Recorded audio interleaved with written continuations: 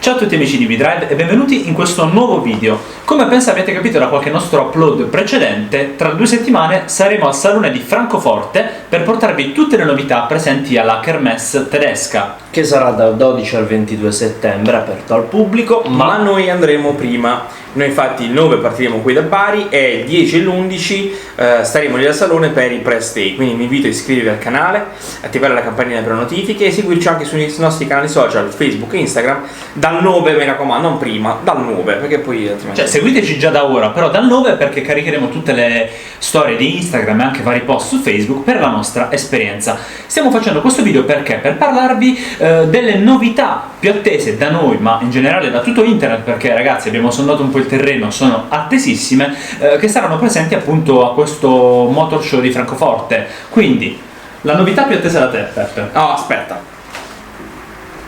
perché io ho una maglietta bianca V-Drive, lui una maglietta bianca di V-Drive e lui no? Per ricollegarmi agli altri saloni precedenti che abbiamo fatto, questa qui è una maglia che ho recuperato durante Ginevra 2017, che come potete vedere è con il logo 300 Cupra, che era un modello appunto molto sportivo della Leon Cupra.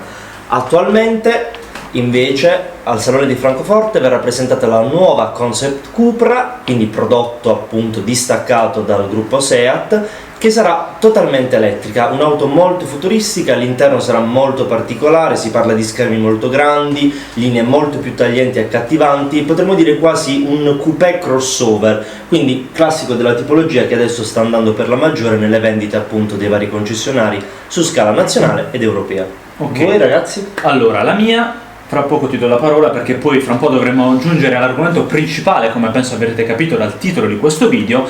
La mia, conoscendomi, sono porschista, sarà più attesa la Porsche Taycan. Nei sogni più sfrenati dei porschisti, da quando è uscita la Panamera tanti anni fa, c'era un'auto da questo design. Ebbene, Porsche presenterà ufficialmente al pubblico al Salone di Francoforte la berlina full electric, con motorizzazioni più che altro con pacchi batterie che le permetteranno di avere una potenza tra i 300 e i 700 cavalli, che proprio ieri ha fatto il nuovo record per le berline elettriche al Nürburgring, 4 porte, ha girato in 7 minuti e 42, che è un tempo veramente niente male. Potremo vederla, quindi finalmente toccarla con mano e mostrarla alla Salone di Francoforte. Ma Bart, la tua? Allora, la mia è una Volkswagen, forse vi aspettereste più da lui, però ha scelto Seat, quindi più o meno. Siamo comunque nel gruppo Volkswagen. È vero, perché ovviamente il Salone di Francoforte è tedesco, quindi è strano non parlare del gruppo Volkswagen o comunque dei tedeschi. Volkswagen allora, gioca in casa. Esattamente. Faccio prima una premessa. Volkswagen quest'anno presenterà 2 auto molto importanti: la Golf 8, ne parleremo a breve, e la ID3, che è la prima versione elettrica, diciamo nata a sé stante, quindi non è una Golf elettrica, ma è una vettura nuova, totalmente elettrica, una full electric, di casa Volkswagen.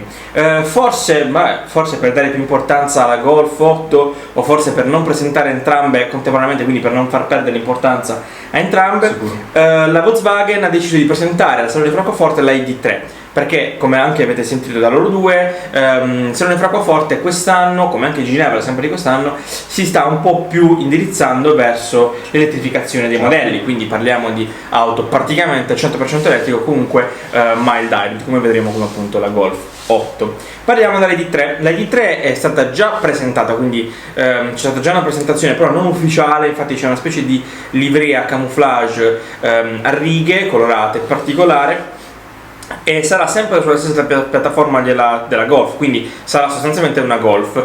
Non sappiamo come sono gli interni, gli esterni più o meno siamo riusciti a capire da determinate foto. Quello che sappiamo sono un po' più i dati tecnici, infatti monterà 3 tipi di batterie, credo 45, 55 e 75 kW, non ricordo, comunque ve le scrivo qui, per chilometraggio di 330 km, 420 e 550 km, che è davvero ottimo. Ma la cosa importante è che i nostri telefoni hanno una batteria a litio, che poi sono come le batterie che hanno queste auto, e ovviamente parliamo di consumo, perché infatti la batteria si consuma, quindi non proprio lo spreco di energia, ma si consuma nel tempo. Infatti la Volkswagen promette di mantenere un consumo del 70% fino agli 8 anni, quindi praticamente quando caricherete al 100% realmente la macchina, in realtà si caricherà al 70% rispetto alla carica iniziale, Che rimane quindi, comunque un dato un ottimo dato, sì. E niente, quindi dicevo, ora ci allontaniamo un po' dal mondo elettrico e Carlo ci spieghi un po' la Golf 8, Certo. che è un'auto nuova che dovrebbe uscire comunque a breve, penso. Certo, come hai detto tu, per non togliere importanza al lancio di quella che, ragazzi, parliamoci chiaro, potrebbe essere l'auto più importante presentata nel Apro e 2020, chiudo una nel parentesi, 2019. Volkswagen promette che la versione base deve costare meno di 30.000 euro, che è tanto. Un'auto è tanto, se è elettrica poco. è un dato eccellente, un'auto elettrica sotto i 30.000 euro di partenza è Sa che la ottima. Peugeot 208 sta a 33.000 e quella elettrica è la più piccola, quindi Esatto.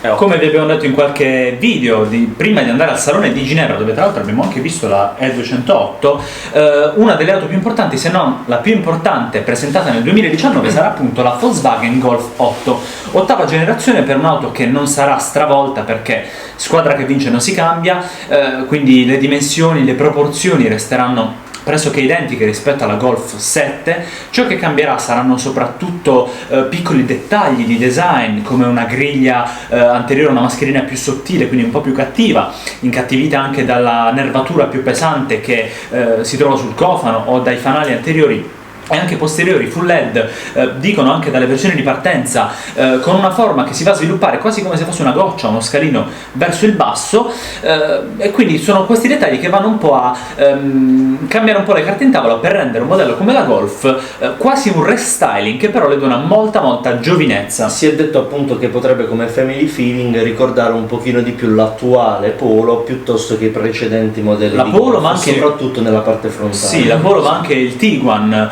Tra l'altro sono state viste delle Golf sia in fase di sviluppo sia in fase di riprese per gli spot televisivi che andranno in onda dopo la presentazione, dove la macchina appunto è totalmente priva di camouflage, quindi sono delle immagini molto interessanti per un'auto importantissima. Dal punto di vista degli interni, lo stile di Volkswagen resterà pressoché lo stesso, quindi linee molto pulite, dettagli degli interni molto puliti ed eleganti, tanta tecnologia come abbiamo visto sul Touareg qualche mese fa, quindi schermi, display.